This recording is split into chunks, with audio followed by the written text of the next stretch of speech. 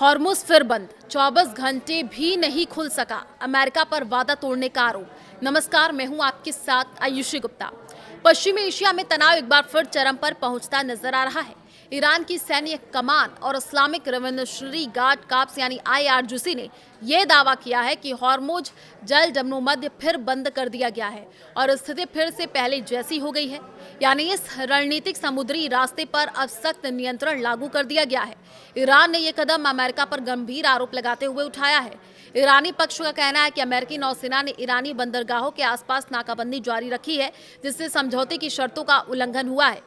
दरअसल शुक्रवार को लेबनान में युद्ध विराम के बाद ईरान ने इस अहम जलमार्ग को खोलने का ऐलान किया था। इससे उम्मीद बनी थी कि तेल सप्लाई और शिपिंग ट्रैफिक सामान्य हो जाएगा, लेकिन हालात 24 घंटे के भीतर ही पलट गए।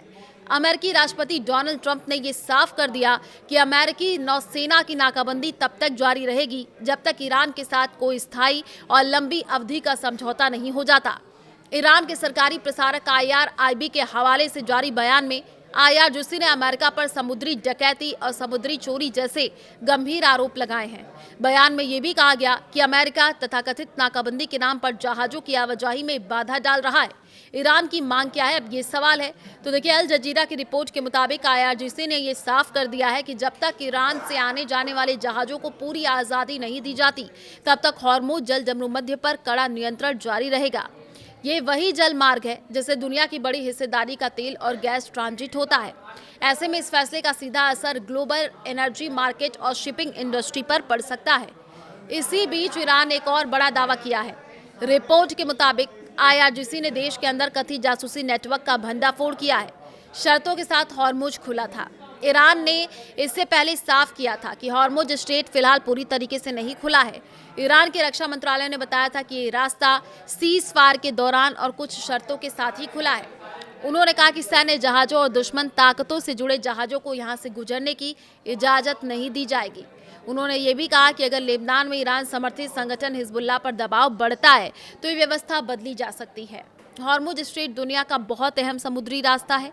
ये ईरान और ओमान के बीच है और यहाँ से बड़ी मात्रा में तेल की सप्लाई होती है। इसकी चौड़ाई सबसे संकरी जगह पर करीब 33 किलोमीटर है, लेकिन जहाज़ों के लिए रास्ता सिर्फ करीब 3-3 किलोमीटर चौड़ा होता है। इसलिए यहाँ तनाव बढ़ने से पूरी दुनिया की तेल सप्लाई पर जो है असर हो रहा है। अमेरिका क्या फिर शुरू कर देगा हमला, ये भी सवाल है। तो ट्रंप ने ईरान को सख्त धमकी देते हुए कहा कि अगर उसने अमेरिका की शर्तें नहीं मानी और बुधवार तक समझौते पर हस्ताक्षर नहीं किया तो वो तेहरान पर फिर से बम बरसाना शुरू कर देंगे। उन्होंने सीज फायर को भी आगे बढ़ाने से इनकार कर दिया है। अमेरिका चाहता है कि ईरान या तो डील करे या फिर दोबारा बमबारी झेलने को तैयार हो।